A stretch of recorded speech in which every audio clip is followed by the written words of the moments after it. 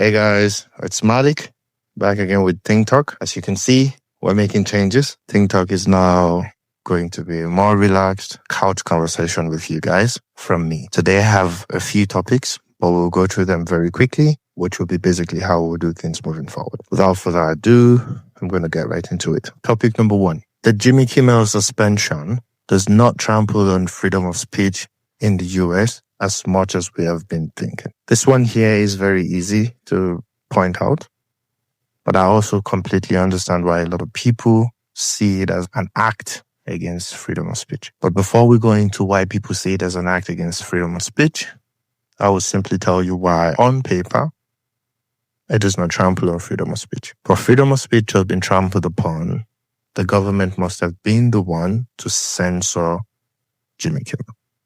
However, what has happened is that ABC, a private actor, suspended an employee.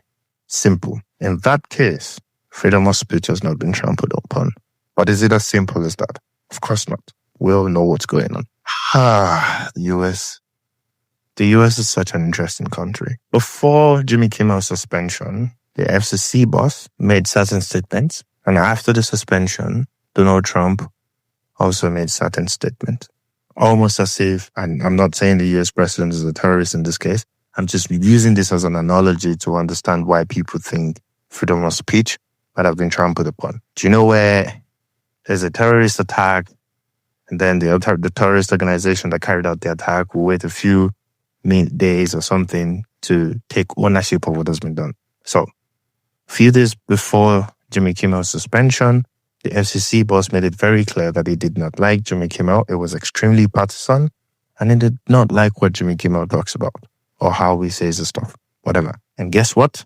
ABC reacted once Jimmy Kimmel made his 1-minute monologue about Donald Trump and Charlie Kirk. They reacted.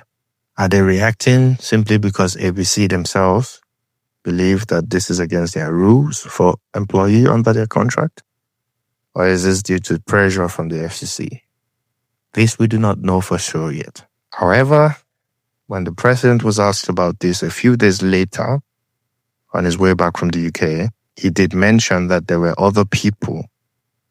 Almost saying, I don't know, but there are other people that should be looked at. Almost as if, yep, I agree that it doesn't say good things about me. And there are other people that are also in the same boat that similar thing should probably happen to soon.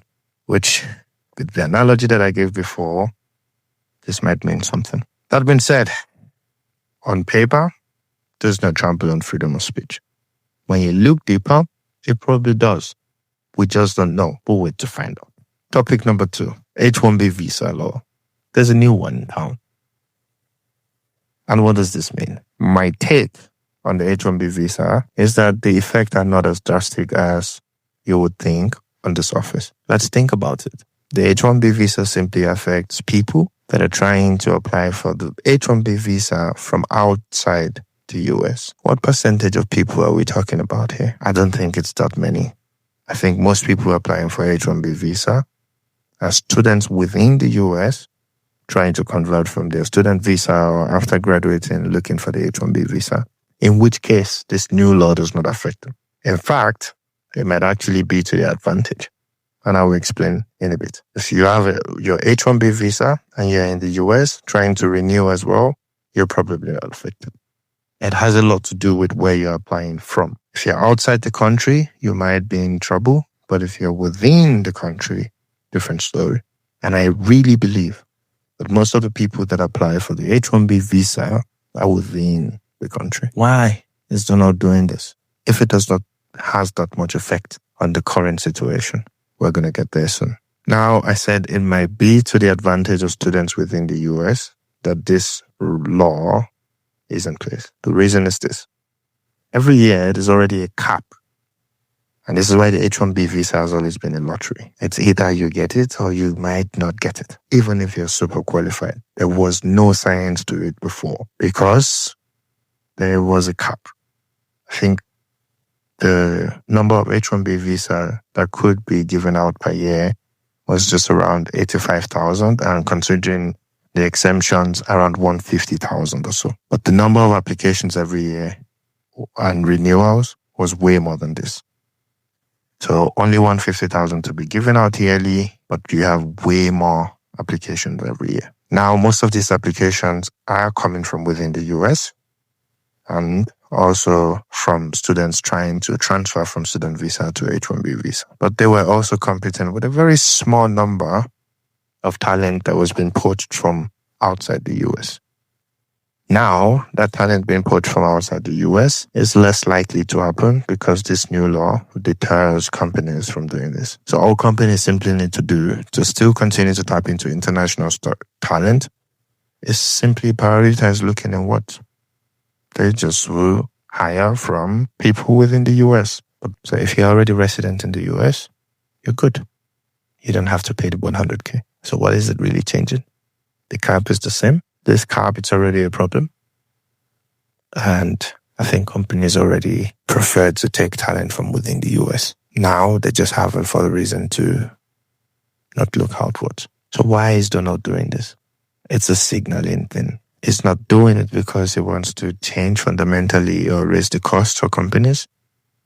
I mean, of course, he's having meetings with especially the tech companies, with all the big CEOs, and they discuss this. Do you think he would suddenly just come up and do this in a way that will hurt them?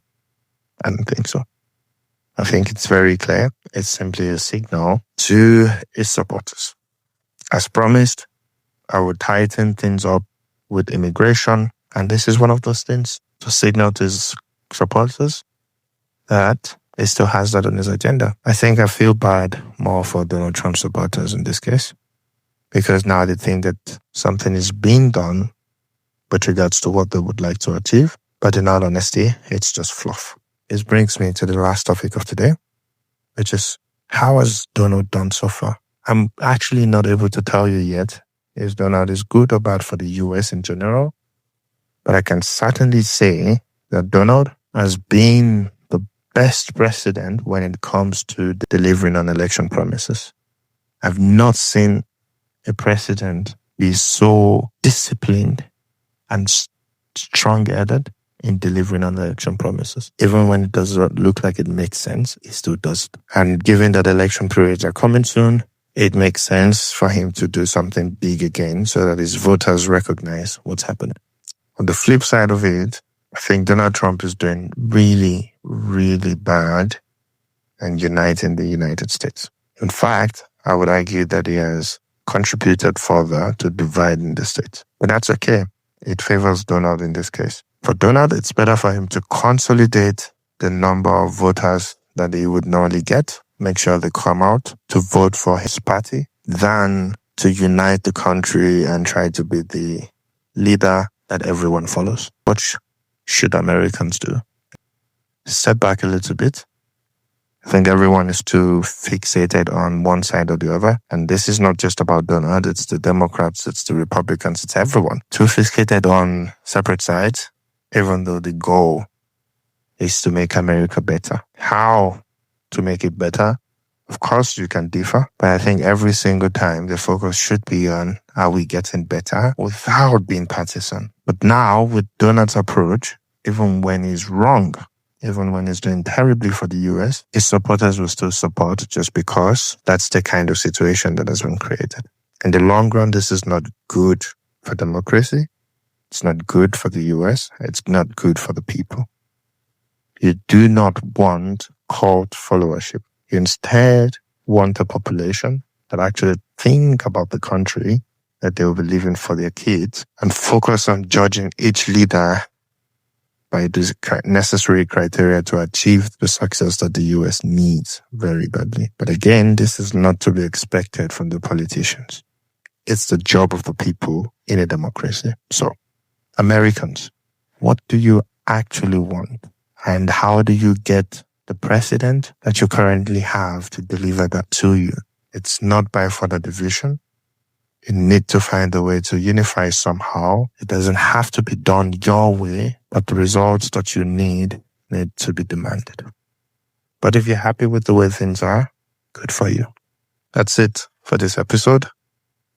Looking forward to the next one. Cheers.